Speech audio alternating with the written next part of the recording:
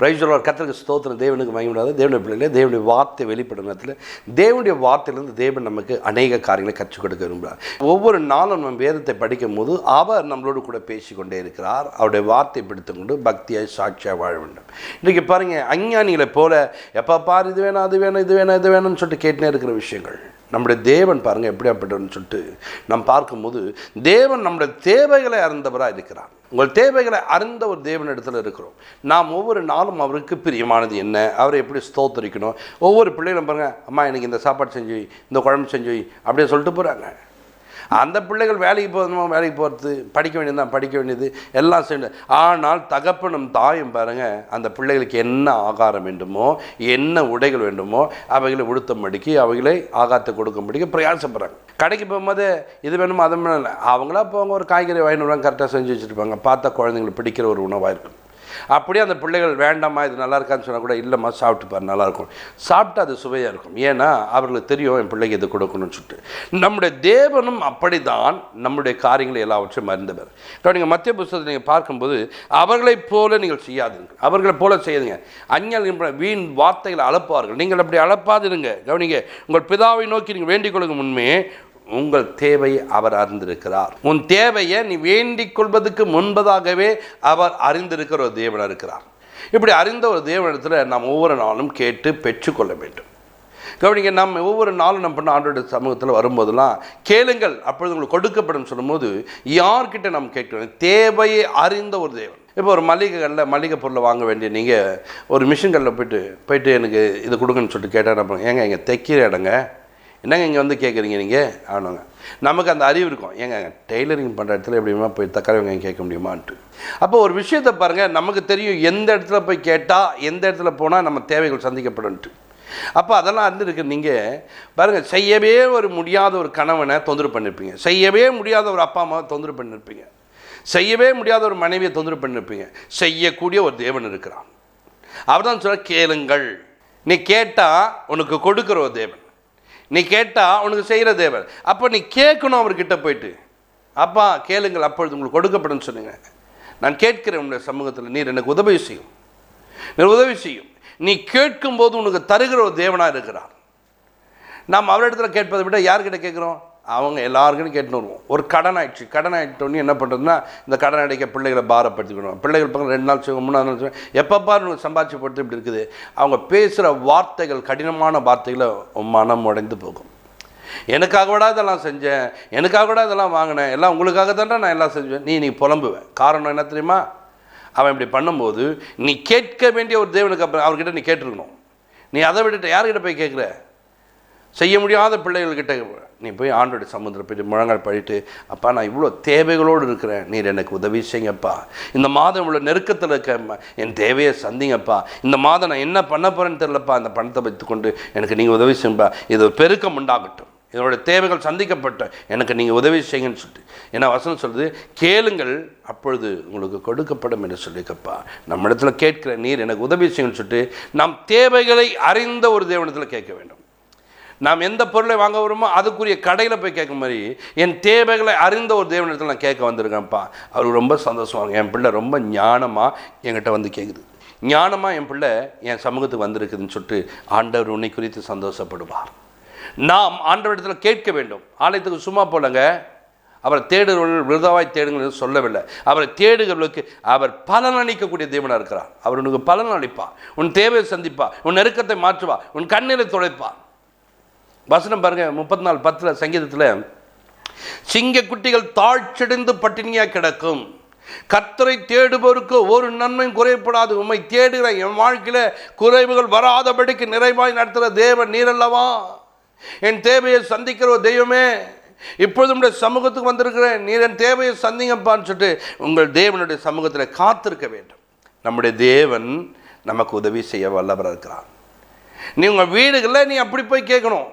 வசனங்களை பிடித்துக்கொண்டு வார்த்தையை பிடித்துக்கொண்டு அவருடைய சமூகத்தில் நிற்க வேண்டும். வார்த்தையோடு அவர்கிட்ட போய் நிற்கும்போது, நீ அவர் சமூகத்தில் போய் பாடி துதிக்கும் போது அவர் உன் தேவைகளை சந்திக்க வல்லவராக இருக்கிறார்.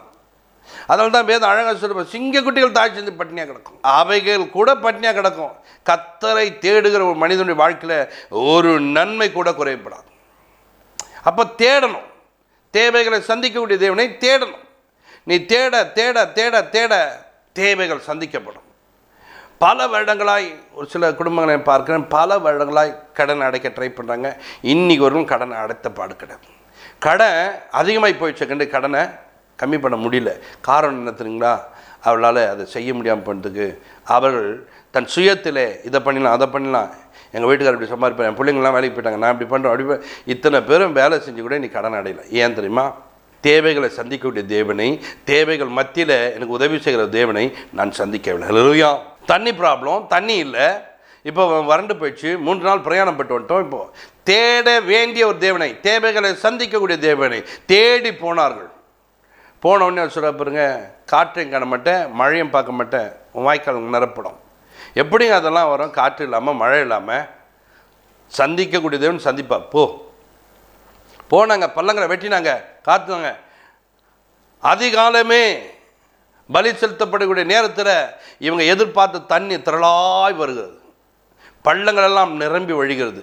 பார்த்தீங்களா தேவைகள் எப்படி சந்திக்கிறான்ட்டு? இவதுக்கு என்ன பிரயாசப்பட்டாங்க. இதை நீ உங்கள் வீட்டுக்காரன் சேர்ந்து உன் பிள்ளைகளும் சேர்ந்து தண்ணி மொண்டு ஊற்றினா கூட, எவ்வளோ பெரிய ஆழமான பள்ளத்தை தோண்டினா கூட இவ்வளோ தண்ணி நீ எடுக்க முடியாது. ஆனால் அவன் தேவன் உனக்கு உதவி செய்ய வல்லவராக இருக்கார். நீ என்ன தேவைகளோடு இருந்தாலும் இன்றைக்கு உதவி செய்ய வல்லவராக இருக்கிறார். உன் தேவைகளை பூர்த்தி செய்யக்கூடிய ஒரு தேவன் உன்னோடு கூட இருக்கிறார். அவருடைய சமூகத்தில் போ, அவருடைய பாதத்தில் அமரு. அப்பா, நீர் எனக்கு உதவி செய்யும், என் தேவைகளை சந்திக்கிற நீர் அல்லவா. அஞ்ஞானிகளை போல வீண் வார்த்தைகளை அழுப்பாதீங்கன்னு சொன்னிப்பா. நான் அனுப்ப மாட்டேன். என் தேவைகளை அறிந்த ஒரு தேவனே, எனக்கு ஒவ்வொரு நாளும் என் தேவைகளை புரிந்து கொண்டவரே, எனக்கு நன்மை செய்ய காத்திருக்கிறவரே, நீர் எனக்கு உதவி செய்யும். ஆண்டவரிடத்தில் கேளு. ஆண்டவனுக்கு உதவி செய்ய வல்லவர் இருக்கா, உன் தேவைகளை சந்திக்க வல்லவர் இருக்கா, உன் குறைவுகளை மாற்ற வல்லவர் இருக்கா. அதனாலே கர்த்தருடைய சமூகத்தில் நீ காத்திருக்கும் போது உனக்கு அவர் உதவி செய்வார். உன் தேவைகளை அவர் சந்திப்பார், உன் குறைவுகளை அவர் மாற்றுவார், உன் கண்ணீரை அவர் துடைப்பார். அப்படிப்பட்ட தேவனுடைய சமூகத்தில் நீ காத்திருக்க கற்றுக்கொள்ள வேண்டும். அப்படி காத்திருக்கும் போது தான் நம்முடைய தேவன் நமக்கு நன்மை செய்ய வல்லவராக இருக்கிறார், நம் குறைவுகளை மாற்ற வல்லவராக இருக்கார். நம்முடைய தேவைகள் என்ன என்பதை அறிந்து கொண்டவர் நம்முடைய தேவைகளை அவர் சந்திப்பார். எவ்வளோ ஜெபம் பண்ணிட்டேன் பாஸ்டர், அவ்வளோ ஜெபம் பண்ணிட்டேன், அப்படியே தான் இருக்குது. அப்படி பண்ணாத. லூக்கா 18:1 என்ன சொல்ற? சோர்ந்து போகாமல் ஜெபிக்க வேண்டுமா. சோர்ந்து போகாமல் எப்பொழுதும் ஜெபம் பண்ணுமா. இந்த சோர்ந்து போகாமல் எப்போதும் ஜெபம் பண்ணுவேன்னு சொல்லியிருக்காரு தெரியுமா? நீ சோர்ந்து போயிடுவே. ஒரு சில தேவைகள் நேரத்தில் நீ சோர்ந்து போகாமல் இரு, உன் தேவைகளை சந்திப்பேன் நான் என்று சொல்லுகிறார். அவருக்கு தெரியும், ஒரு நேரம் காலம் தெரியும், அதுக்குரிய காலம் இருக்கிறது. அது வரைக்கும் நம்ம என்ன பண்ணோம்? கொஞ்சம் வெயிட் பண்ணோம். ரொம்ப வருடம்லாம் வைக்க விட மாட்டார். கொஞ்சம் நாட்களில், கொஞ்சம் நேரங்களில், கொஞ்சம் நிமிஷத்தில் தேவன் தேவைகளை சந்திக்கிறவர், குறைவுகளை மாற்றுவார். ஒரு மனிதன் சுகமாக 3 நாள் பாருங்க. ஒரு மனிதன் படுத்த படுக்கையில் இருக்கான், அவனை எழுந்து போக 3 நாளில் நீ போயிடுவார். 3 நாள் அவனுக்கு டைம் கொடுக்குறாரு. ஒரு மனிதன் செத்து போயிட்டான், 4 நாள் அவனுக்கு டைம் கொடுக்குறாரு. ஒரு மனிதன் பாடையை எடுத்துன்னு வெளியே வராங்க, பாடையை தொட்டினாரு எழுப்புறாரு. பாருங்கள், ஒவ்வொருத்தருக்கும் ஒரு தேவைகளை அவர்கள் இந்த நேரத்தை விட்டால் அவங்களால அந்த தேவை சந்திக்கப்படும்னா உடனே அந்த தேவைகளை சந்திக்க வருவாங்க. பாருங்கள், கொஞ்சம் சுகமாக வரவங்களுக்கு ஹாஸ்பிட்டலில் பாருங்கள் வெயிட் பண்ணுங்கம்மான்னு சொல்லிட்டு போயின்னு இருப்பாங்க.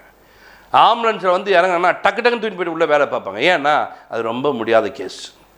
அப்போ தேவனுக்கு தெரியும் யாருடைய தேவைகளை எப்போ சந்திக்கணும்னு சொல்லிட்டு. நான் ரொம்ப ஜெபம் பண்ணிட்டேன் பாஸ்டர், ஒன்றுமே நடக்கவே மாட்டேங்குது பாஸ்டர். சோர்ந்து போகாமல் ஜெபம் பண்ணுமா, உன் தேவைகளை சந்திக்கிறவருமா.